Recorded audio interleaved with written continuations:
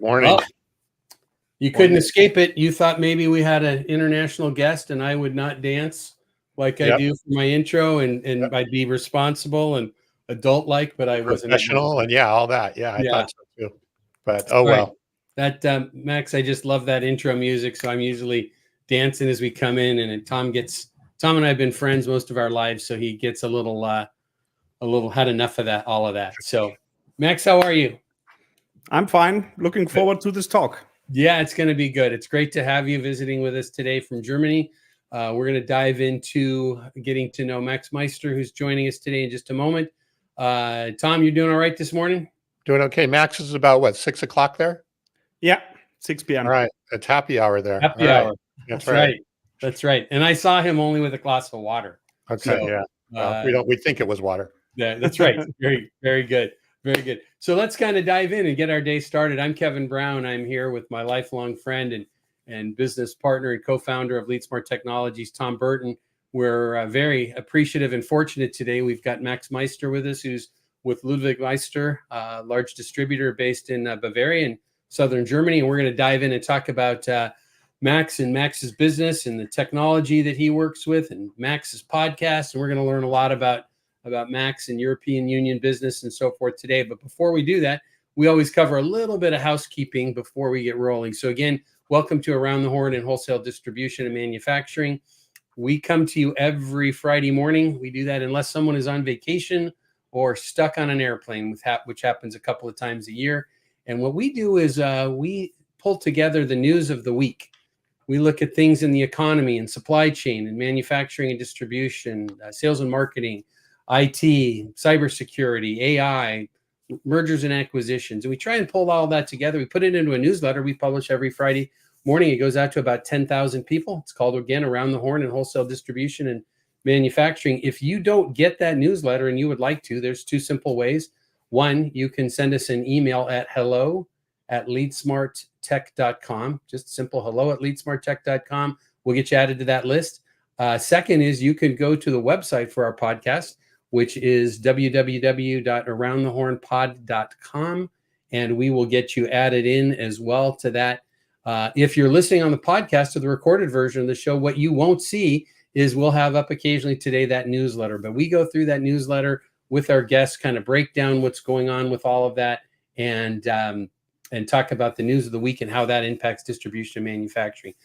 Before we jump in, we couldn't have done today's show, or we're at 95 today. Is that right, Tom? I believe so. We're 5 weeks from our 100th show. The excitement is gathering about that. That's not something that too many podcasts are able to achieve.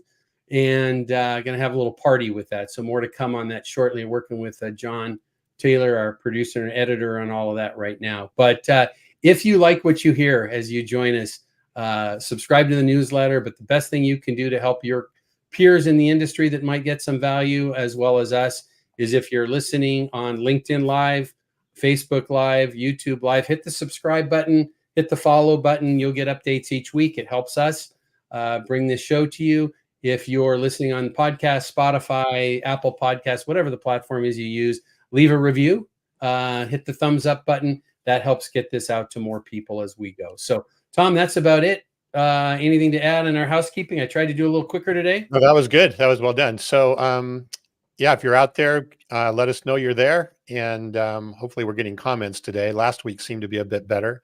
Yeah. And welcome Max to Happy Hour. I think that's what we'll just call the show, Happy Hour. It's called a happy. When we have international guests, we'll call it Happy Hour. So, right. Max, we've been connected on LinkedIn for quite a while. We've had a number of nice discussions there. You humor me with my, with my mother being from Bavaria, not far from where you live, that I say I know 7 German words. It's just a different 7 words every day.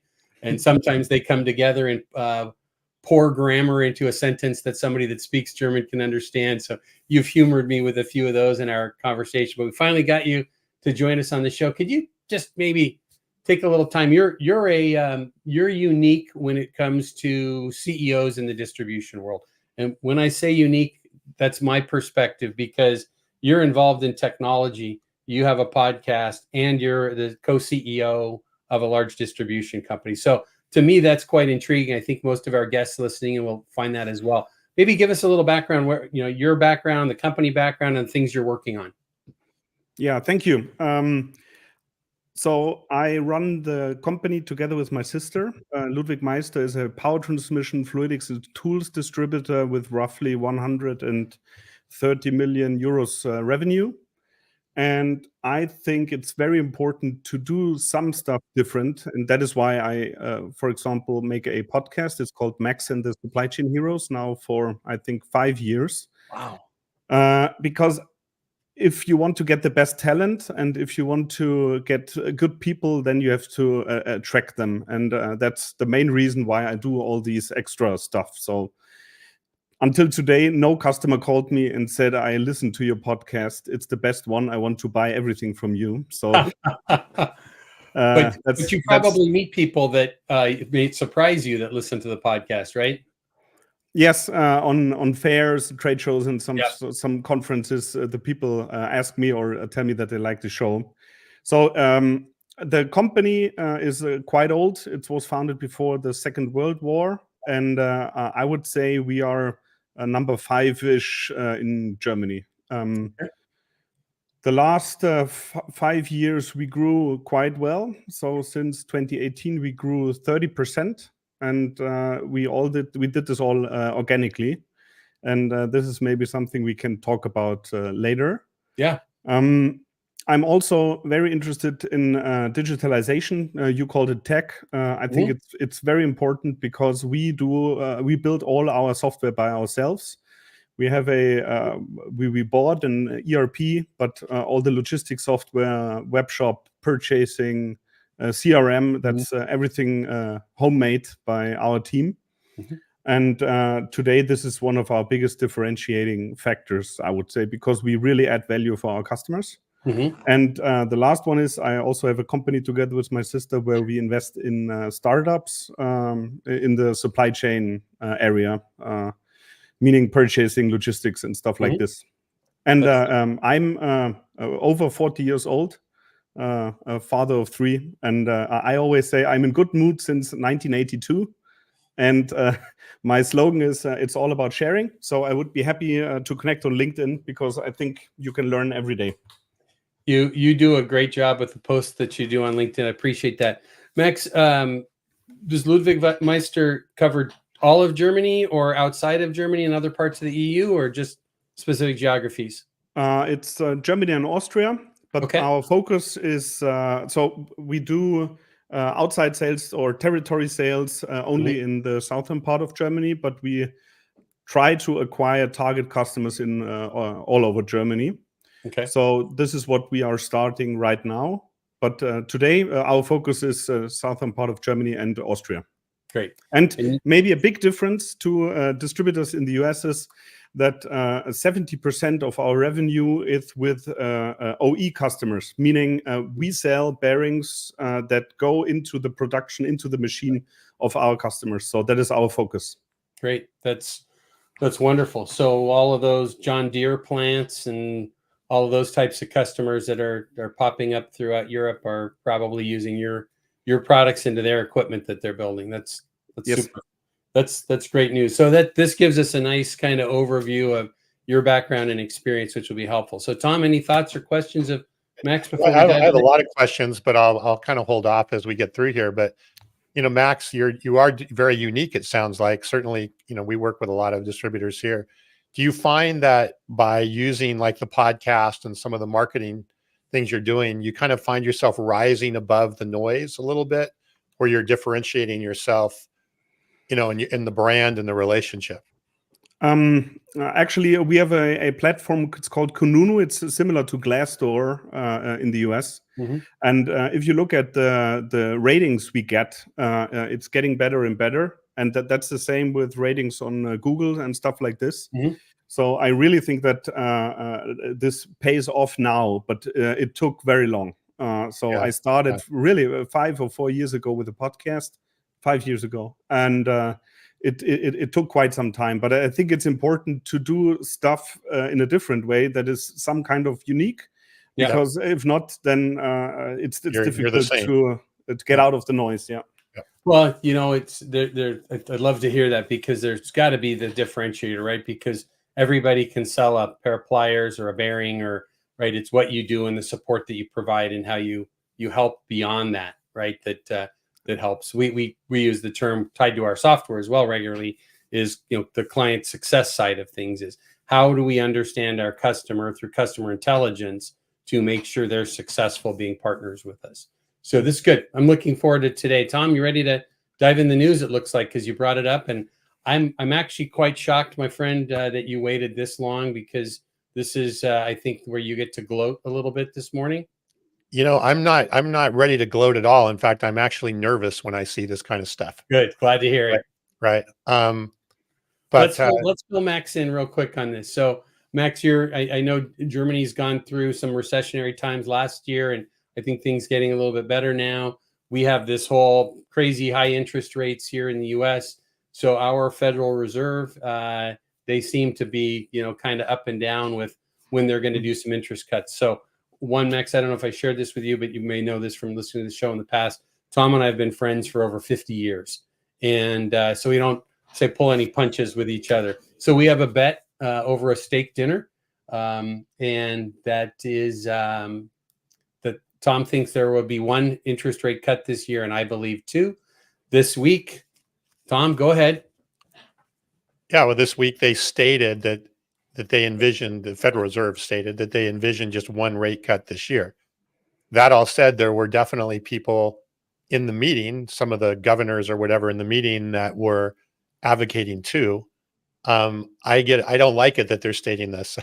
To me, I think it's actually going to hurt my bet a little bit. But anyway, I think it aligns with everything we've just seen, right? Is that, okay, there's inflation is maybe drifting down a little bit, but it's nowhere near their, and I agree, their arbitrary 2% target. Yep. And job growth is still really high. I mean, there's still a lot going on, right? So I think their point is, hey, we'd like to get a little bit more information. We'd like to see things cool down a bit more before we start committing to a bunch of rate cuts. But anyway, we'll see. I'm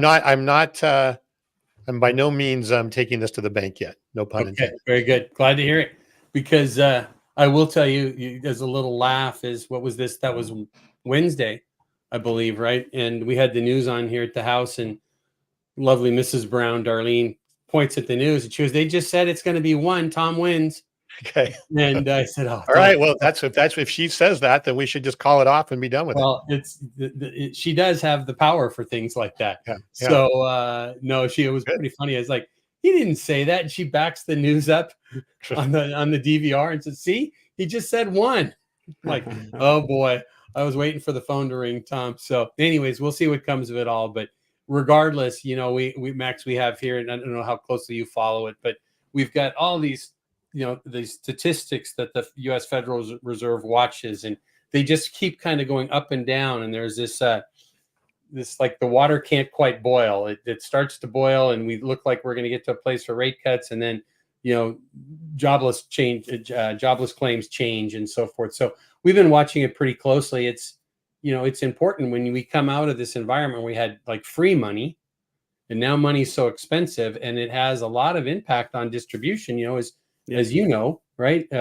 Inventory levels and so forth. You pay an extra 1/4 percentage point on interest rates, and you have a few $1 million of inventory. It's a big issue.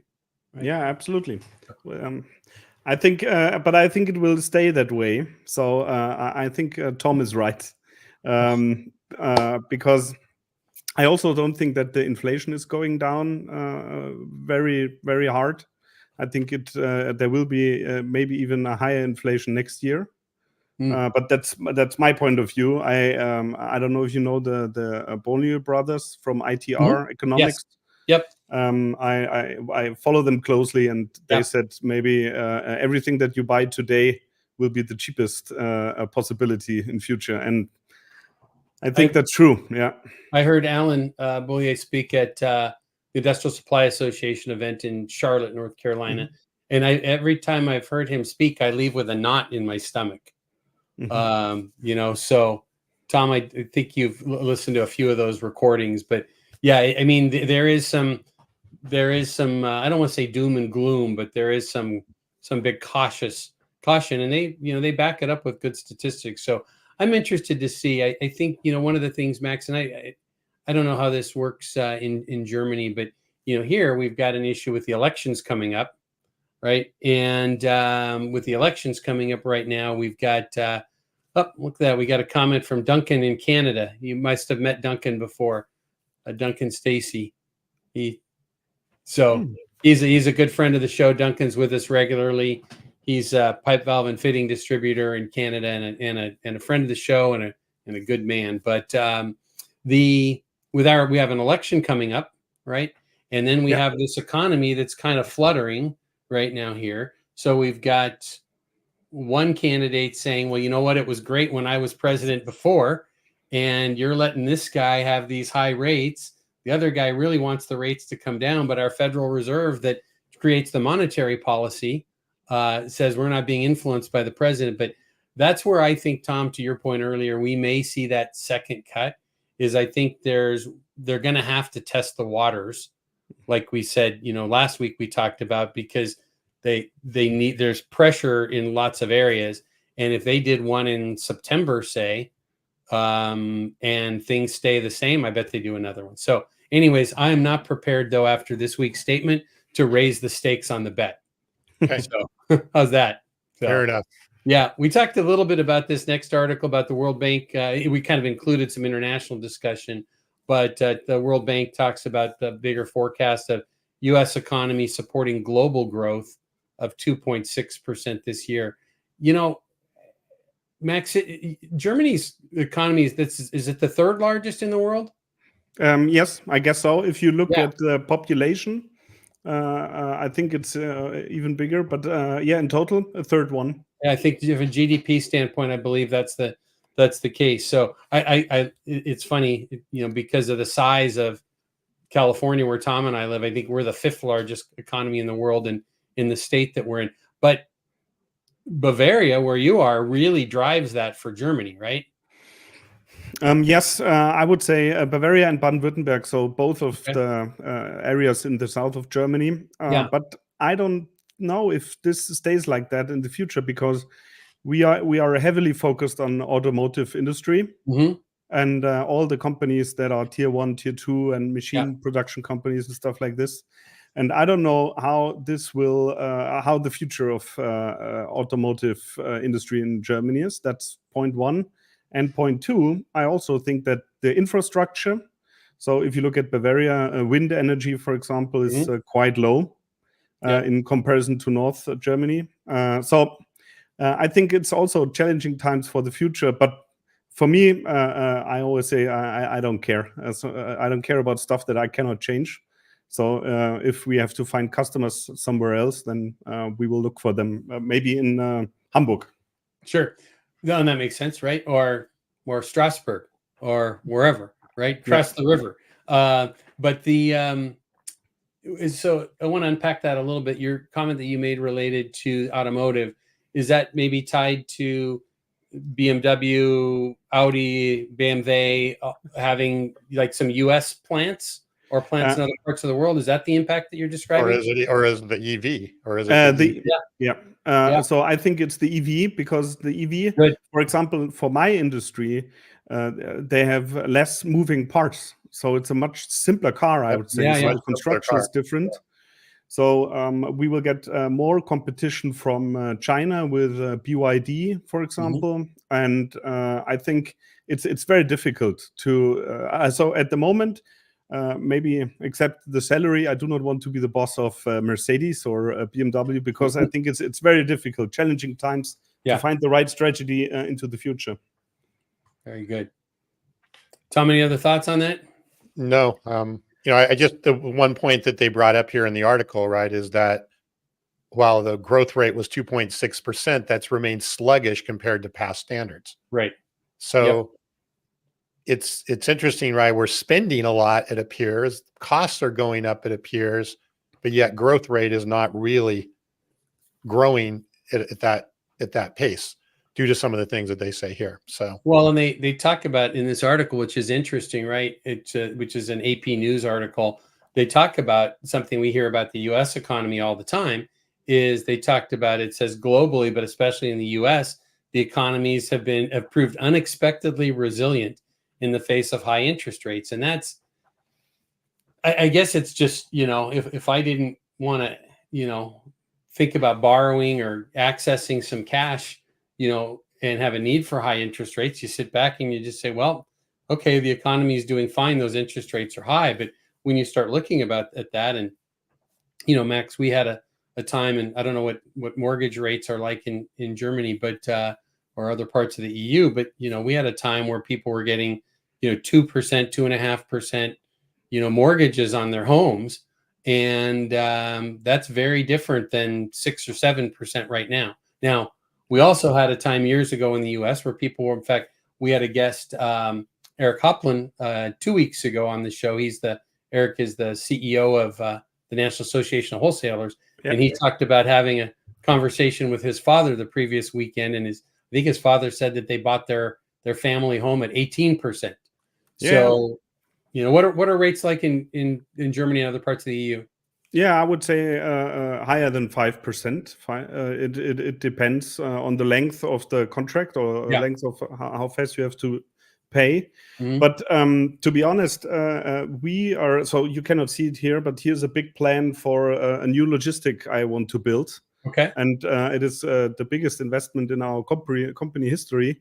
And we will do it anyway, even though the interest rates are high, because I really think that the costs will grow so fast the next couple of years that I think it's a good investment. So I always say we are all in at the moment, even though the interest rates are high, because I think it will be very expensive in 2 years. You think those rates will continue to climb? The rates will stay maybe like this, maybe decline a little, but the prices for the products, for logistics, for steel, for everything, they will really increase. I'm quite sure. So the return on investment is there, right? Yeah, you're going to pay a little bit more on interest, but the return you're going to get downstream from reduced pricing or not having to pay the prices that are there. Interesting. And maybe that's a lot of what's happening. I also think, and that's maybe driving future growth. I think many companies really they had a good time during the time of price increases the last 2 years. Yep. So once they tasted this good spirit, they want to stay in that mood. And because for us also as a company, the price increases were very good the last 2 years. Mm-hmm. Yep, that's good. All right. Well, that's a valuable discussion about seeing the comparison there as well. Tom and I were talking just kind of on a personal note last week, and just saying, both tied to our business and then tied to some things personally as well. But sometimes you just have to look at those interest rates. I mean, and just say, you know what, we've just got to move ahead. And I tie it to gas prices, and I think our gas prices, you would probably laugh. Because I think our gas prices are $1 or $2 more per gallon than yours are per liter. Yeah. And so I was happy. I filled up my gas tank on Wednesday, and I paid $5.01. And I was happy that it was that low. But the reason I bring that up is sometimes we get wrapped up in the price versus the value. And so for me, I was thinking, a 5 cent per gallon change in gas prices, I'm not going to drive out of my way to do that, because my savings and a tank of gas is not worth my time to get to what I need to go do. So sometimes we just got to, whatever it is in life, say, I'm going to suck that up and I'm going to move on and go create some value in something else. Yeah, definitely. All right, Tom, we're going to move into our manufacturing and distribution segment. And these are actually kind of both related, right? These two articles. Absolutely. Yep. So there's 2 articles here, boosting manufacturing profits, the impact of generative AI, and then the undeniable impact of AI on modern manufacturing. Max, I know you're a big AI fan and you're using AI in your business. Any immediate takes from these, and what's your thought? So I have 2 thoughts. I think it's a huge chance for the industry, because if you, for example, want to reduce the stock level throughout the supply chain, you have to use stuff like AI. And we do machine learning, so we have an own machine learning algorithm that helps us to guess how long the lead times are for our 2.5 million SKUs. Wow. And even though you only get maybe 5% better results than with statistics, 5% of a 30 million stock level is quite interesting. So I think do you think that'll continue to improve? Do you think that'll keep getting better and better, or do you think that kind of caps out? I think that it's getting better and better. That's point A. And point B is I think it will be more accessible even for smaller companies because you can do a lot of analytics also supported by AI, even though you don't have programmer techies and stuff like this. So we have to use it in a better way, not to try to lose some competitive advantage. So that's why I think it has positive impact, but it is also a threat because you will get other companies using it in a very creative way. That's my take on that. Yeah. Do you see your competitors trying to do things like that though, as well as building those machine learning pieces and so forth? Like you're talking about inventory analysis and so forth. So I think maybe all the companies use chatbots. So we also have a chatbot with our internal data that we can ask. So that's not very difficult. So, but for example, the machine learning algorithm that we made that takes into consideration the global supply chain pressure index, for example. That's external data combined with our data. So at the moment, I do not know any distributors from my segment that do something like this. So I don't think so. So right now, it's a competitive advantage. Yes, and it's a lot of fun, to be honest, because good results. Yeah. Yeah. Are you using generative AI at all, or models? Yes, but for example, we have a API to OpenAI, so we do some master data stuff to improve the master data. And for example, you have a long text. And you want to have all the figures and the size of the bearing and stuff like this, then we take this out of the long text and save it in our database. So we use it every day already, I would say, for a couple of months. Well, I have more questions, but I'll wait as we go along because I know we have quite a few different conversations about AI today. Kevin did a good job of picking articles. Well, thank you. Was that my compliment for the month? It was. Very good. I figure I'm going to be having a steak from you, so I need to be complimenting you. Max, before we jump ahead, is how many people in your company are using AI tools right now? I would say maybe 20 people from our 300 people. Okay. And then I'm very sure that I have 20 people that use ChatGPT without my knowledge, and they put data in that they shouldn't do. That's maybe the guess at the moment. Yeah. Okay. So maybe some corporate secrets are sneaking into the OpenAI learning model. Yeah. But I hope they always write that Max is a great guy. So I can ask later on who's the greatest guy in power transmission distribution. Right. So that's my goal. I'll go ask some questions about that later and get your name in there, and then it'll be coming from multiple continents. Very good. So, all right, Mr. Burton, let's kind of dive ahead then, huh? Yep. So e-commerce and marketing is our next segment. And, you know, I threw this article in here about B2B marketers say improving data quality is a top priority. And, you know, it just leads to everything, right? Across the business of the importance of data.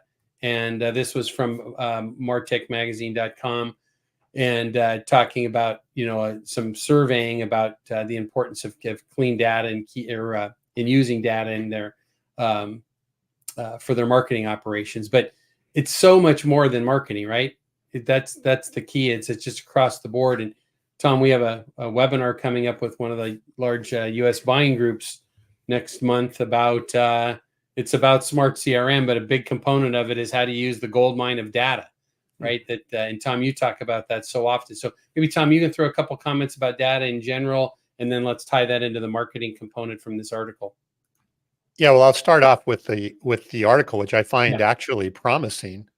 Is basically they're saying in the article, B2B marketers say improving data quality is the top priority. 2/3 Yep. of B2B and B2B2C marketers survey cited improving data quality among their top 3 priorities. That I don't believe would have been the case a year ago or even Mhm. 6 months ago. Right. I don't think they would have put that as their priority. So what I'm pleased to see is that the respect that data is starting to get the respect that it deserves. And we've been talking about this for a while. Max, my world is of AI, and what I work with is more in the front office of distributors, right? Working with their sales and their marketing and their go to market and their business part of things. And I see an enormous amount of valuable data that is just being ignored, wasted, not taken advantage of. And so, and I think that we've been harping on this on the show for a year probably or Mhm. longer about the importance of data. But I think that companies are starting to realize, hey, I got to do something. I've got to actually take care of my data a bit more, and not just have everything on spreadsheets. Are you seeing that more? And you were talking about what you're doing on the back end, but are you also going to be investing on the front end? And what do you see happening there as well? We will definitely invest in the front end. So we made an own CRM. So my take He on did the that, front. Tom. He did that before he met us, or That's he'd fair. been All right. he'd Okay. be I'm using sorry. ours. Yeah. But the biggest advantage, what I think in of our system, is that we really get a lot of traction to our salespeople. So we try to guess the right tasks for my salespeople so that they can add value for the customer. And I think AI can help, but without good processes to really use all the things you learn out of the system from the data and from the analytics, then it's a nice dashboard for the head of sales or for me bragging on conferences or stuff like this. But I think this gets even more important if you use AI, because sometimes it will be difficult for the salespeople to understand why the system says, for example, you should look at this customer.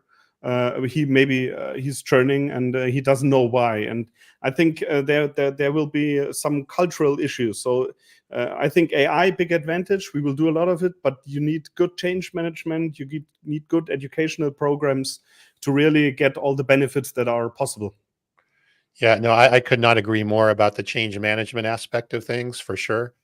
One of the things that we're seeing, and Kevin, I'll try and keep this short, but there's some interesting comments that Max said. One of the things we're seeing is taking structured data from the CRM, structured data from your ERP or your CRM, combining that with the unstructured data of your processes, your business workflows, your best practices, putting those together and doing the analysis, but then returning the output based around the intelligence of the processes and the best practices. Because I think, and then the organization understands the context more of what is being provided on the other end. So I really do believe that those two pieces together, when we say data, I mean, there's the structured data and the stuff that's in your ERP or CRM, all of that stuff, that's super valuable. But if you combine that with all of your best practices and your knowledge and the things that you have and we're finding over a lot of companies don't have it, right? The sales process and the marketing process is an art, it's not a science. And it's an art based around who it is and how long they've been there and all of that. And obviously some of that can be captured, but you want to make that more repeatable. So I really do believe that change management is huge with part of that, and having that incorporates that in there. That's good. All right. I was just gonna kind of tie that a little bit back to Max's comment, right, about trying to prompt salespeople. And that's something that we do within our system with Max. Tom and his team built a tool, we call it Genius Feed, right? So within our CRM solution and customer intelligence platform, we connect to ERP systems, marketing automation systems, e-commerce systems. That data comes in. The central repository for that is the CRM platform. And then we run the AI tools against that to say, hey, you know what? Here's how you spend your day, right? This customer is not buying this, but they're buying that. You need to talk to this person because these quotes are closing and so forth. And that to me, and I think there was one of you mentioned earlier about that personal interaction with customers and customer intelligence, as well as that's the beauty for me of AI is we have this is a big broader discussion, not for this moment, but people talk so much about AI replacing jobs, and AI is not going to replace that belly to belly relationship, that ongoing discussion of people that we have interpersonally. But when we can use AI to say, here's the data that you need to make someone's job better. It's no different than if you think about it in medicine, right? If a doctor can use AI to help understand how to serve a patient better, the doctor-patient relationship doesn't change at all, right? But AI supported that value that came out of it. I was just looking for a book. It's called The Machine from Justin Rolf Marsh. And he writes about how outside sales people should be coordinated. And what he's using a nice term, and it's called meaningful conversations. And I think what is very important is that you use the data to create a meaningful conversation together with your partner, with your customer, with your supplier. Right. And if you can help with supplying information that are really making a difference, then it's a great help, and maybe will help in change management, because if the people are successful because they have this data, then this is a big advantage. One sentence to the idea of a CRM combining all the data sources. That's a big difference in my company, because we only have one Oracle database, and everything is in one system, from sales, purchasing, logistics, e-commerce, everything. Yep. Is that basically a big data warehouse you've created for everything, or is that just one database you're using? It's one database. Okay. It's not a data warehouse. It's a database. We are. I always say we are the grumpy Germans. So we are librarians. Everything accordingly in one column. I sure hope, Max, that my wife is not listening today, because that term "grumpy German" has been used in this household before. So, but that's funny. But to continue on that line of thinking, right? When you have a salesperson that embraces the technology, right? Whether it's a homegrown CRM, it's ours, it's something else that is providing relevant data for the customer, right? Because it's easy to just go buy technology. And we talk to distributors and manufacturers every day, that are, we have an ERP system, but their ERP system is antiquated, bad data, and no plan to make that better. Or, we have a CRM, but it's a CRM that they bought 10 years ago, and once in a while someone will put some notes in. Our view of things is that the CRM should be 50, 60, 70% of the data in it should be the company putting data out for the salesperson. Because to your point, Max, about meaningful conversations from that book, is that's what we want to create, is that environment that says you're now given all of these tools, because customers are busy. The idea of having the regular meetings, in fact, I go back, I started my career, I don't know that you know this, Max, but I started my career selling in 1989, selling in industrial safety equipment. And then went on through being a manufacturer's representative, manufacturing company as well. And so, the days of stopping by with bagels, there are some of those people left that want you to do that, but they're retiring, and their replacement is everything is about digital, right? And so when we can arm a salesperson with the things that goes and helps that customer say, wow, I didn't know what you're sharing with me about my own business. Right? When that salesperson can come in and say, hey, we ran an analysis, and based upon what we're seeing is we think these things are going on. And I've seen that happen with literally spreadsheet data from when I was in the manufacturing business, of talking to distributors where they thought they were buying all of a category from me, but they weren't. And I had to go share with them that it wasn't happening. And now what we look at how we can do that with AI, of understanding what's really happening at the customer, with truly serving the customer better in that case. Yeah, I believe that. and there was an article that came out this week. It might have been Mike Marks. I'm not 100% sure, where he said there was some surveys that in the distribution world, 22% of the companies said they didn't want to have to deal with an outside sales rep at all. Okay. Well, and I believe, and we're seeing this, if an outside salesperson is providing value and relevance to that That's right. customer, they'll want to see him or her, right? And if they're not providing value, now maybe if they're bringing bratwursts and not bagels, it'll work. I don't know.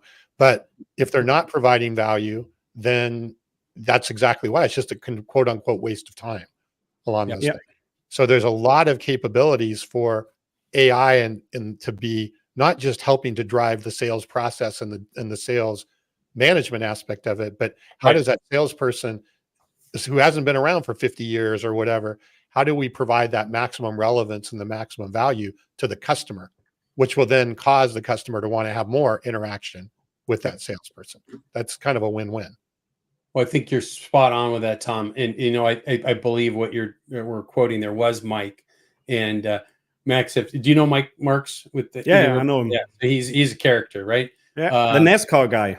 Yeah, he's a car racer. Yep, and character might be a understatement. He was been on the show before, and we had quite a good time with him.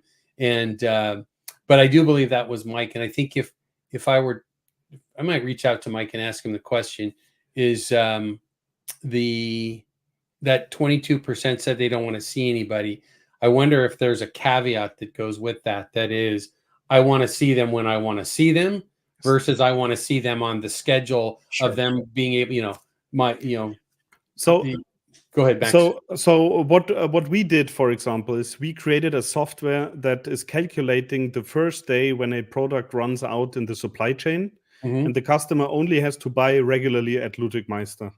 So you're an OE customer buying 10,000 bearings a year. I can give you a call 6 months before the problem happens. I give you a call and said, we will have a problem in 6 months. And how can we try to solve this today? And what we are doing now is we will create a customer dashboard where the customer sees all the data and he can ask for help. And that is why your topic just resonated with me, because I think it is important to be there for the customer whenever he wants to have contact, support, a visit, maybe just a call, but he has to ask for it. Because and then when you really help and solve problems, then I think this will also be a good topic or a good chance for the future. But you have to be available. But please do not, make just get the customers busy. That doesn't work anymore. No, I think you're spot on. We've talked about this a number of times, and we talk about it with customers as well. Is that the statistics right now are, I think it's 62% of B2B buyers are millennials, right? And so I always make the comment is, they probably ordered dinner last night on their phone. They took their girlfriend on a date by calling an Uber from their phone, but they enjoyed having a waiter at the restaurant serve them, right? And that is just the same. If we cross that over into distribution, when we think about sales, is I may want to fully engage with your chat bot that's AI driven about my orders and things like that in the business, but I also may have an application where, in your case, a belt system or a bearing system, and I want someone on site that can do a walkthrough with me to give me some feedback and ideas. But they want the choice is the key, right? And so that's what I was kind of wondering, Tom, about that statistic from Mike is, and it probably was a generic question, but if you took that 22%, my guess is if you peeled that onion a little bit further, right, it's not that I don't want to deal with on-site salespeople, is I would like to invite them. Yeah, I think that's true. And I think his point wasn't to be down to the letter. I think his point is bring value, right? That's really that's perfectly said. Exactly. That's very good. Just statistics that are showing that the tolerance for no value is getting less and less and less. That's all there is, really. Yep. All right. Very good. Good. Yeah. So we had the follow-up article, how to create and execute marketing strategies and hit business goals. Let's move on for the case of time. I'll just quote, there are three P's they talked about in that article I thought was interesting. Charting the path forward, really understanding what CEOs and C-level executives want.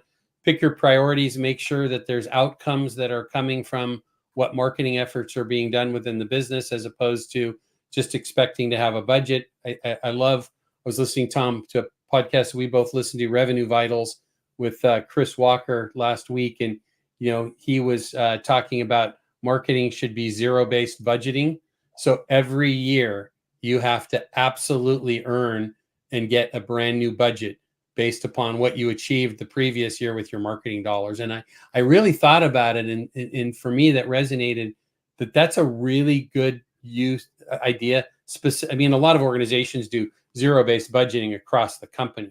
But when you think about it in marketing, it's like, well, let's look at the activity and the return on investment in that activity, and then do some zero-based budgeting based upon that. So I thought it was pretty good. And then they talked about, pivoting when needed, that things change, and to meet your priorities, you've got to be willing to pivot or adjust and modify. So I thought there's a couple of good points in that. Yeah, and we're seeing more and more. I'm seeing more and more anyway, in the people we're working with, on the distributor side, an emphasis or at least some attention being put on marketing. But I see a lot of it's early and they're not really sure exactly what to do with it, right? And so we may have touched on this last week, is unfortunately seeing some bad practices being carried over from the tech world, where, hey, how do we go get some leads? We talked about MQLs and all that stuff, I think, on the show last week. But I do think that as we're seeing more and more of what we just talked about, the marketing piece and the sales piece, the line between them becomes more and more blurred all the time. Yep. It's just, how do I acquire customers? How do I retain customers? And how do I provide a better experience? That's really the job of the group that are there. So, well, it's interesting too, how that kind of ties in Max, I'd love your thoughts on this, as well. As we talk oftentimes about, having the idea of having a revenue department versus a sales and marketing department, because those lines are blurring so much now, right? Because if you think about some of the things related to this particular article, it's talking about, trying to achieve goals of the organization. And I don't know how it is in your organization or what you see in Germany and outside of Germany, but what we historically see here in the US is marketing says sales sucks because they never close any leads, and sales says marketing sucks because they're bad leads, because they have different priorities, right? Instead of them looking together to say, hey, what is it that our customer needs from us? And then let's work sales and marketing together as a team that have goals that match each other's goals within the organization. I think the last topic you mentioned is very important. The goals have to be aligned, and it's not only marketing, it's sales, it's e-commerce, and maybe sometimes even purchasing, because you make a marketing campaign for a special product line, you have to have the right products on your shelf. And you have to get the right brochures for the salespeople. So I think everybody has to be aligned. And in our company, for example, marketing and e-commerce is separated from sales.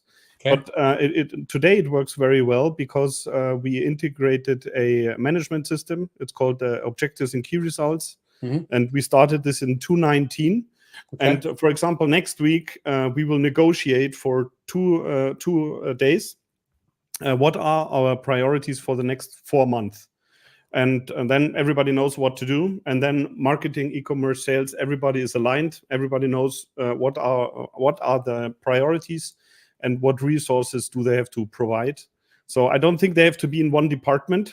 For example, at the head of sales, I think it's more important to be aligned.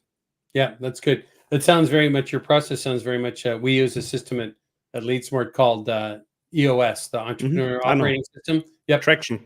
Yep, exactly right. In fact, I tell people all the time, I said, if you asked me what my top 3 or 5 business books are, Traction would be in it, because while it seems somewhat simplistic and not revolutionary, it is, some of it's common sense, but common sense that we don't use regularly. Yeah, know? right person, right seat. So I think Exactly many right. very good things in this book, and I don't care how a management system is called. Yeah. Using key results is very Yep. similar to Yeah. quarterly rocks, but Mhm. they really have to plan your resources and priorities, and stop making yearly plans that they don't Well, work. I think that's and what it does is it keeps everybody rowing the boat in the same direction, right? Yeah, Right. And so there's nothing worse than if you've got, you know, marketing working on this and sales working on that, and then, you know, product building, and like in our case, you know, building product features because they just wanted to build product features. Well, let's build product features and market based upon our goals that have been set for a period of time. So good news. Hey, we need to move because of time, because we wanted to talk about a little update here. We're kind of moving on to our technology and cybersecurity segment. This first article talks about the EU's new AI rules. We've talked about that a few times on the show previously. This is an article from Reuters, but this is according to these articles. And Max, I really wanted your feedback on this. This is starting to, you know, come into place now, and we're seeing more about it. Are you hearing a lot of buzz about that in your conversation? Yes, but frankly speaking, I think it's more important to really use AI than to be 100% perfect. But that's not very German. So I was going to say, wait a minute, that didn't sound very German. Yeah, yeah, that so sounds Italian. I think transparency is okay. Mhm. But we have a big problem in the EU with the GDPR and how we talk about data security and all this stuff. Because I think for the US it's great because everybody supports Amazon, Microsoft, and so on. But I think for smaller companies it always makes a lot of work. So I think regulate as less as possible and just go ahead. Transparency is important. You should report. And I also think that copyright is very important, and this will be a big topic. But I think AI could be the solution for the loss of workforce all over the world. And I think it is so important that the EU should not risk to really use this chance and opportunity. Very important. Well, it's interesting, Tom. I'll make a quick comment and then come back to you. I think there's a lot of discussion about, you know, in that regulations that they're putting out, right, which is very different, right? We had a presidential order in the U.S. here, which has kind of no teeth behind it because you can't enforce that. But with this becoming a regulatory issue in the EU, it's very different. And I think, you know, part of the discussion that they had early on was, you know, wanting to help foster growth of AI-driven companies within the EU. But the other side of it is, if the transparency on how they built their model and all these things that they're asking about has to really be there, I wonder if the small guy can really go compete with the big guys in that setting. It should be interesting to watch. Tom, you had some thoughts? Well, it's same thoughts, Max. I'm not. I'm in favor of regulation based around the premise or the purpose of it, right, is to kind of provide some protection and some guardrails. What I'm not in favor of, I think we're way too early to be regulating. The things that we're regulating now are going to be irrelevant in 6 months, or there's going to be something else that are going to be, we're in like so early. And so what we end up doing is creating things that just aren't practical, right? The regulations are not practical. People are confused. It slows down innovation. It causes.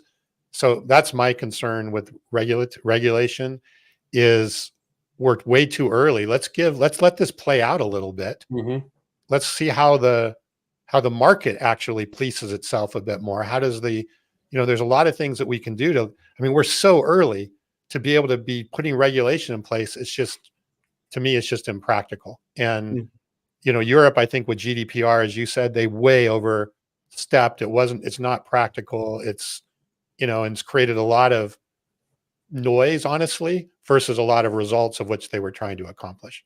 And it's not helping. So Right. It's not helping. it's not a success. I don't Right. think so. Yeah. Right. So, yeah, all right. I'm appreciative of the comparison, Max, with GDPR with that, because nothing's really coming from it, right? So that's the key. The Good. GDPR was even a bit more black and white, and it's what it was about. This is not black and white. There's all kinds of shades of gray, which is going to make it even that much more less practical, or much more. Anyway, don't get me started. Sounds like some more bureaucrats that have new titles and new jobs. So we'll go from that. Good. Well, as we're continuing the newsletter, and I usually make this comment about 20 minutes ago in the show, but what we're gathered together today on our live broadcast here, if you're with us, we're looking at the newsletter that we send out every week. It's Around the Horn in Wholesale Distribution and Manufacturing. That goes out to about 10,000 people each week. If you're listening on the podcast, you wouldn't be able to see what we're referencing here. But if you would like that newsletter, you can reach out to us at hello@leadsmarttech.com, and we'd be happy to provide you, get you on that list with about 10,000 others that get the newsletter. Or you can go to the website for the podcast, which is www.aroundthehornpod.com, and get access to it that way as well. So as we're going to kind of move a little bit quicker so we can have some conversation as we wind down today. But the following article is about 3 reasons Grainger prioritizes AI. There was the Distribution Strategy Group had their big event week before last or last week, I guess, in Chicago. And one of the Grainger executives responsible for AI there talked about 3 things. He talked about, 1, AI accelerates digital transformation. So they're doing so much across the board with product cross-referencing, pricing, search, publishing within their organization that AI is helping with. And they talked about in this article, a takeaway is that AI is a competitive advantage for learning your customer behavior inside and outside. Ties well with what we were discussing earlier today. Second one was that no one size fits all software. So they're building out their tech stack. They've consolidated 1,000 software applications that they have running within an organization. Talk about a tech stack. It's tech stack. So key takeaways is internal resources and technology. It takes the right people and the right processes to manage AI. And then third is why they're making it a priority. They see 3 pillars, and that's the only thing I wanted to mention today really was process, technology, and people. So I really like that piece. When you're looking at AI in your organization, we have an article coming up about AI and cybersecurity, process, technology, and people. So you can have one and not have the others and not be successful. But I think when you pull those together, it's a powerful mix. Okay. Tom, no rebuttal, no retort, no. Well, I have a number of comments, but you were going to run wild with those 3 pieces of people, processes, and tech. No, well, I mean, that's common, right? In most projects and tech projects, you look at the people, process, and the technology that are there. I do think there is some underlying tone here that I think is relevant to be thinking about, though, about the one size fits all. I think the concept of buying off the shelf software and just trying to, if you look at when I started my career, enterprise software was a lot of customization. And then it moved from, hey, we're moving to the cloud, and we're moving to SaaS, and we got to scale and all that stuff, and everything's got to look the same for everybody. I think when we now move back into this more AI world, it's going to be a bit more tailored, maybe not customized, but tailored. And I think that, we spend a lot of time with our customers really looking at how do we tailor our solution to what they're doing. It takes more work. It takes more time, but I don't know that you can do it. I don't think you can have a cookie cutter, especially when you start incorporating the data and all the stuff we talked about earlier.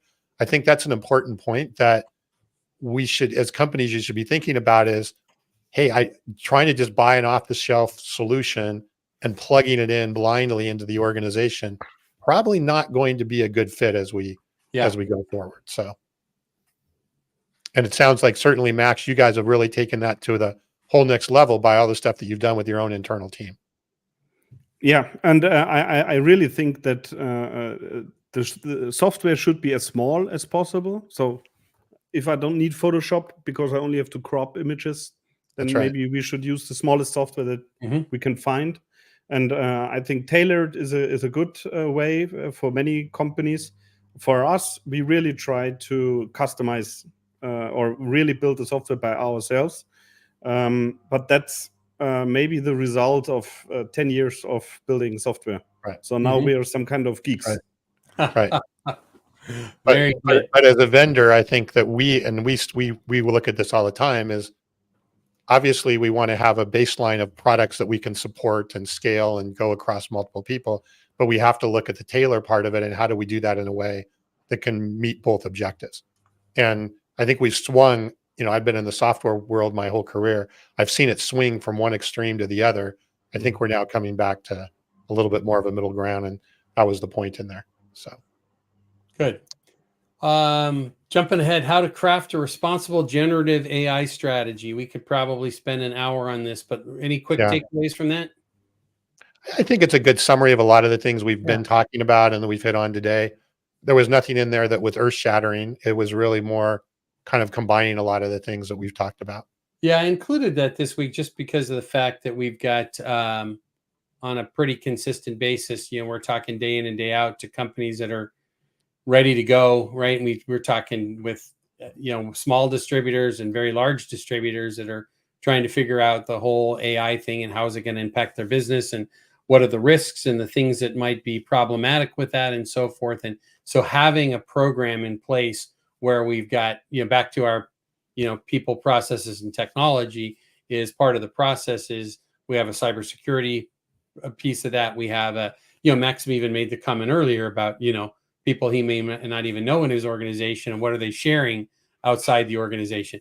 I always use the example, I had a big, Max, I do a lot of volunteer work in my faith, and I had a security document about, it came from the world headquarters of my faith. And it was about how to keep your local congregation safe. And I was wanting to compare it with a previous document that had been sent. And I almost loaded them both into ChatGPT for the comparison. And I was like, that's not something I want to put out there, right? That's an important document. And so having these pieces in place is the key, right? That and people know what to do and not to do within the organization, what gets shared, how we use AI it becomes very important. So good piece that goes with that. Good. All right. So I'm going to just kind of hit really quickly on this. It's just we're in our sales and M&A segment. We'll go, if you guys don't mind, I'll just kind of hit on this. This is QXO announced $1 billion investment and a new leadership team. This is Brad Jacobs. Brad, I think, was one of the founders of United Rentals, which was one of the biggest equipment rental companies in the U.S. And I think he's been on either started or been involved with or on the board of, I think the article said 7 different companies that were over $1 billion in sales in the mostly building material space. So he just put this kind of, Olympics type team together, put a lot of his own money in, and now what their acquisitions that will be coming out of this will be pretty interesting. I want to watch it closely because it's a big deal, because this is not just a private equity fund that's dipping their beak in the water here and there with some building material companies, and they'll probably go outside of building materials, but this is all about distribution acquisition. So it'll be interesting. Article here as well. Last thing we'll talk about in that segment is sales management. Don't leave this at the office. Max, I'll ask you for a comment after I make a comment here. See how this might apply into your organization. The idea was don't leave the office without this, and the article was written by a sales coach from Engaged Selling, and the concept was, hey, get your sales manager out there, your director level person, even a CEO out there on a more regular basis, because you might not think you need their help, but you probably do. And on top of that, more importantly, you may not think about it, but it makes the customer feel better when you bring executives to visit them. So any thoughts on that, Max, about how you guys do that at Ludwig Meister? Actually, I have customers meetings every week. Okay. I think it's very important. Usually, I try to make them here in our headquarters because I can demonstrate all our strategy and what we want to do and where we are going and how we can add value. It's much easier to show it here in my premises, in the logistics and something like this. But I also go to the customer. So I always say I'm not afraid of the customer. I think it's important. You have to learn, and you always have to adapt the strategy, because you cannot make a strategy that works in the ivory tower. It doesn't work. So I think it's important to talk to the people that really try to use your value. Yeah, that's great. Good. Any thoughts on that, Tom, before we jump ahead? No, let's go ahead. All right, let's move quickly through our people and leadership segment. Gen Z, the role in shaping the future of the workforce. Yeah, this was an interesting one about, they were talking about a lot of younger people are foregoing college and going to trade schools and vocational schools or whatever due to the high price of college and even just the overall value, right, that you receive from college. It's funny, I was having this conversation with a friend of mine's son a couple weeks ago. Is he was asking me, if you were to go to college again, where would you go and what would you do? And I said, I probably wouldn't. And I mean, there was a lot of fun in college, but if you just look at it from what I got out of it, I could have easily gotten that out of other sources a lot easier and a lot faster than 4 years of college. So I think this is becoming, that this is becoming more and more of a trend, is how do I get the skills that I need? And I have a friend who's a professor at the university that I'm at here. And I was asking him the other day, are you doing anything with AI and engineering? And they're not there yet, right? So the curriculum gets so far behind in a lot of schools that you're behind the curve anyway. So there's just, anyway, I thought it was an interesting article that, a lot of people are definitely taking different routes. Yep. I think you look at, we've got one of our lead developers in the organization, and 24 years old, never went to college and could run circles around most developers, right? That may have a master's degree in electrical engineering, and he learned on YouTube and Udemy or whatever. Yeah. So, but it's the same with us. So we have many great young people, and they are very fast. And I think it's a big chance. You really have to find jobs for them where they really can earn trust very fast, and then they do a great job. So some of them, I always call them Swiss Army knives, because they really learn fast. And you were talking about college. So at the moment, I do not know what I should recommend to my kids, what they should do. Because it's difficult. So I feel the pressure for the young people. But I think a big chance. So we need the most creative people, and I think there are a couple of them outside. Yeah. Well, even some of the big tech companies here in California, Facebook, Google, all of that, a lot of them have removed their requirement of a college degree in order to apply. And a lot of them almost always you had to have, degrees and all that stuff to even to submit an application. A lot of that has gone away. Yep. It takes me back, Tom. I remember when I went to what, Max, we have here in the U.S. called a community college or 2-year college before transferring to university. And Tom and I went to high school together. And he was not a little bit, but a lot smarter at the time. So he went straight to the university that was tough to get into. And I had to stay in town for 2 years to get my grades up. But when I transferred into the business school at the university I went to. And I remember the dean of the business school, it was the parents' day, and my parents were with me. And he was talking about, welcoming us to the business school. And his comment was really, it ties into this well, because it makes me think about it a lot, is he said, and he was very successful entrepreneur and businessman himself, who was also an educator. And which is part of the reason I picked this university, because almost all the professors also had business careers. And so he said, I would like to encourage all of you to consider just getting up right now and going down the hall, because 2 doors down in the next big auditorium is the English department.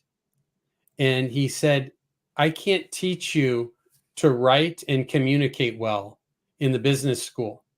And he said, you need to learn that. And he said, if you're not a great communicator, go down and get an English degree, because I can teach you business and accounting when I hire you in the job. He goes, I don't need you to have, a bachelor's degree or master's degree in business. I can teach you all that on the job. And this was 30 whatever years ago, right? And so I think now, and you laugh at, we sometimes laugh, but there are a whole lot of people that are just learning their skills and their careers on YouTube. That is right, but I don't know how much time we have. But we can talk as long as we want. The reason why I think college is still a great thing is because you can learn from other people and you can connect, and that is, for example, one reason. Because my plan is to go to Harvard in 2 years and make a special course for business owners and presidents and head managers. Executive course. I think it's 9 weeks in total for 2 years. And this is because I want to learn from the best, not only from YouTube, but I want to learn from interesting people and talk to them. And I think, yes, you can learn a lot from YouTube, and I do this every day. So Sure. how to build a custom GPT, very easy. But building a business that is maybe winning, I think still takes some other disciplines, like you said, communicating, very important. Well, I think in kind of wrapping all this up, I couldn't agree with you more. And I think one of the other takeaways, and this is something that came from my father in all of this, was especially if you go away to school. I look at my youngest son went to college out of state, went to local college for 2 years and was out of state for 2 years. And the change in what he learned about being a human being a 2.5 or 3 hour plane flight away from home and having to solve issues on his own.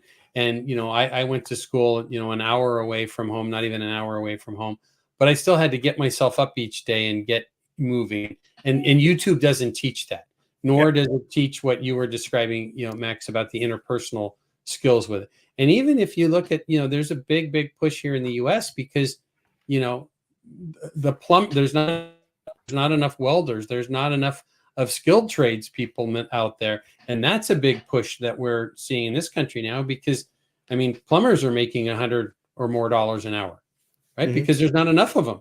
Yeah. So anyways, I think this is a good thing to watch. I think there's just one last comment as we move here. I completely agree with both of your points about is we have to teach, we have to learn how to survive and thrive, right? In the business world.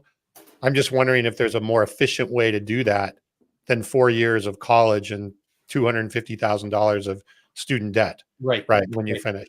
But I completely agree with what you're saying, Max, is there are, I learned how to manage my time in college. But do I need to spend 250,000? Is there a more efficient and more practical way to accomplish those things? I think that's what we have to be thinking about. No, I think that's great. And as you say that, right, I think what we're going to find, and it makes me kind of laugh because I have I guess it's a cousin in kind of a removed cousin in Germany, and he finished high school and spent the next 8 years, whatever it was, till he got a PhD and went straight into academia. He's never worked in a factory or a plant. I think he actually did for about 6 months. I think he worked for Caterpillar or John Deere for a bit, but he went straight into teaching, right? So the real world experience outside of that, even staying in the educational world that long, it removes you from being a rounded person and having a lot of background of different things in your career. So, and I think Paul's comment is really good here, right? Paul says exposure, experiences, and curiosity. Those are very important, right? There's no doubt about that. The question is can we get those in different way? Think about 4 years that we spend minimally in school. God, the world changes so fast in 4 years. Is there a more efficient way to accomplish this? That's right. I don't know. I think it's an interesting. What's funny to me about all of this is we're an hour and 14 minutes into this, and Paul drops in at the very end. It's 4 words that are so valuable to this discussion. He wants his mic drop moment. That's fine. He deserves it. Last week he was talking about you and fishing worms. That's right. So thanks, Paul, for being with us. Max, I don't know if you've ever met Paul before. He's at a lot of the events that you might, when you're in the US, if you get a chance to. He's the president and CEO of Dakota Supply Group or DSG, which is I think they're at 57 location. I think they're at now, growing organization. Paul leads that. He's also on the executive board at Affiliated Distributors, as well as National Association of Electrical Distributors. And I could go on, but we always appreciate his comments. So, hey, cool article as we wind this down in the people segment about Martin Industrial Supply, a multi-generation family business, much like Max's. about some of the things they're doing and managing within their company. So the Ruggles family runs that organization. Good guys, Doug and David. And so congratulations to them. Each week we have our industry scuttlebutt segment. The only thing out of that I was going to comment on is our friends at NAW. We were back visiting them a couple of months ago, the National Association of Wholesalers. Their prior CEO, who was kind of the trigger in growing and moving that organization, passed away. So we're condolences and thoughts to all of them. And then Tom, if you kind of scroll down in the newsletter, as we wind that down, each week we talk about we call it a good reads. This week we modified it to good reads and listens. And we added, there's a company in the Atlanta, basically the Atlanta area, Mingledorf's, and they're a very, very large HVAC and plumbing distributor. And they've started internally their own podcast for their customers and their people and their vendors. So the gals there that are running that, Jenny and team, Caffeine and Coils, they call it. So we put a little link in there, and we will now kind of include some podcasts. The reason I shared that was for other distributors to kind of take a look at, that's how they're using another resource in marketing to touch their customers. But they're not just touching their customers, their employees, and their vendors through their podcast. So It's a good idea. Sounds yeah, like good idea, isn't it? sounds like Max's strategy. Yeah. That's that multimodal approach. So the last thing on our newsletter today, before we chat a little bit and wind down, is Modern Distribution Management through their and now part of NAW. There's a link to their top 24 or 2024 top distributor list. Great list of people, the U.S.-based companies. Max, is there anybody that do you have resources like MDM or distribution strategy group like that in the EU or Europe or Germany? No, I don't think so. And sometimes I think Tom should have opened a branch in Germany. Okay. Because I also want to be on the top distributors list. That's good. on my bucket list. So maybe you can tell them that they should make an European edition. I think, yeah. What I think what is unique with MDM is the content that they created already years ago, where nobody had a podcast or stuff like this. Right. They wrote great issues and very interesting topics, and also the combination with MDM Analytics. And both of this would be great to have it in here in Germany. I think you can learn a lot of it. Yeah. Yeah, that's good news to hear. The in Germany or throughout the EU, are there buying groups like we have here? Yes, we have buying groups, and we also have some kind of unions and stuff like this. Okay. Like trade association type things? Yes, but we participate in a European one, but also in a German one. But I don't think you can compare it. You can compare it to stuff like MDM. Here, Mike Hockett is giving us a comment. I think it's a difference. If you have a buying organization, then there are usually many competitors within this buying corporation. Right. And then it's difficult to really create content that stands out and educates everybody. That's my take on it. So that's why I'm MDM subscriber for, I would guess, 10 years. Yeah. Good. I don't know if you know, Max, if you know Mike Hockett, executive editor at MDM. Mike's a good friend. He's been on the show a few times. So, Mike, where in Europe would you like to head that up? And we'll throw that out to, where would you like to be, Mike? We'll throw that out to Eric Hopland and the guys at NAW and Tom as well. So my blinders went down, so it was quite dark in my room. So. That's just fine. Good. Well, Mike's going to carry the torch for you to get Modern Distribution Management coming to Germany and the EU. So that'll be good. I was hoping, as we were talking about that, I think Mike was going to be here. Oh, Amsterdam. Okay. Mike is close enough. Switzerland. I lived in Switzerland for 3 years. It was great. Central to everything. Yeah. Common, Beautiful. lots of languages. It's great. Tom, you lived in Switzerland with a per diem. I did. Right. So it was great. He that wasn't your meals and all that wasn't out of your pocket. But I remember when you were a young businessman there, that was great. So for me, I think it would be somewhere like, not just in particular Garmisch-Partenkirchen, not far from Max, but somewhere like that, the cool, quaint little town in the mountains, but 40 minutes to the Innsbruck airport, 40 minutes to the Munich airport, and off you go. So, all right, let's go. All right, let's wrap up. Yeah, let's wind down. Appreciate everybody being here this weekend, or this today. We're going to talk about the weekend. Max, thank you so much for joining us. Just really, really beneficial to us to kind of get your take, not just on the EU, but on your view from Germany of the US market and seeing what you're doing there. So thank you very much. Thank you for having me. Very interesting. Yeah. Good. Well, I'm going to reach out, Max, and share with you some of the AI things we're working on. I'd love your opinion on some of them. Yeah, it would be very fun. interesting. It would be fun to get Max and maybe some of his people on a call and kind of some of the stuff. I think you might be interested in some of the tools that Tom and his team are working on. In fact, we have a call in 10 minutes where I get my weekly update on what the development guys have done. So it's fantastic. Max, you're off to go see some football tonight, huh? Right. I'm looking forward to it. Will that be at the Allianz Stadium? Yeah, it's 10 miles from here in that direction. Yeah. Very, very good. I've driven by that a number of times. I've not been there. I will be visiting with you less than a year from now on my visit to Munich. So we'll look forward to spending some time in person. One favor, Max, can I ask you? Yeah. Will you come join us again sometime? If you're interested, I'm happy to join you. And it's been great. Yep. Thank you. Yep. So, Tom, any big weekend plans? No, keep moving. Keep packing my house up. So yeah, Tom's moving shortly, and my son is getting married this weekend. So you're going to have more fun than I am. I guess I may crash the party.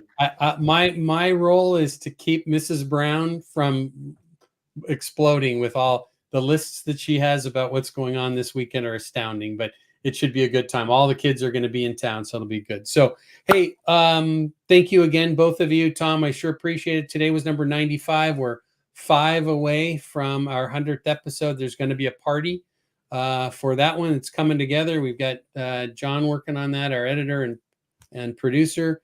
So more info on that to come shortly. So as we close out, I'm Kevin Brown. We have Max Meister from Ludwig Meister in Dachau, Germany, and my good friend and lifelong friend and business partner, Tom Burton. We'll say thanks to everybody. Be kind, be safe, and do good things. Have a good weekend. Stay safe. All the best.